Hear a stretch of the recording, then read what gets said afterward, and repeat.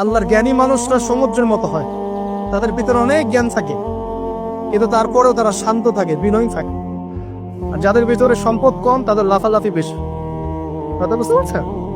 সাগর এত শক্তিশালী হওয়া সত্ত্বেও আপনি তার সামনে গিয়ে দাঁড়ালে সে আপনার পা ধুয়ে দেয়। আল্লাহ বিনয়ী মানুষ এমনই হয়, অনেক শক্তিশালী হওয়া সত্ত্বেও, সম্পদশালী হওয়া সত্ত্বেও তারা আপনার পা ধুয়ে দিক। অনেক শেখার আছে, অনেক কিছু। সাগর সম্পর্কে অনেক আয়াত আছে কোরআনে। যখন সাগরে নৌযান চলাচল করে, তখন আল্লাহ পাক যদি ঝড় ঝাপটা দেন, প্রাকৃতিক কোনো বিপর্যয় দেন, তাহলে মানুষ মুখলেস ভাবে আল্লাহকে ডাকা শুরু করে। যখন সে সেখান থেকে উদ্ধার পায়, আল্লাহ পাক উদ্ধার করে দেন, বিপদ থেকে বাঁচিয়ে দেন, আবার সে আল্লাহর সাথে শিরক করা শুরু করে। এই আয়াতগুলো সূরা ইউনূসের মধ্যে আছে। তো আমরা চেষ্টা করব সাগরের মতো সম্পদশালী হওয়ার জন্য। সম্পদশালী ভিতর থেকে, ভিতরে সম্পদ থাকবে, যেমন ভিতরে জ্ঞান থাকবে, কিন্তু বাইরে বিনয়ী ভাব থাকবে। সাগর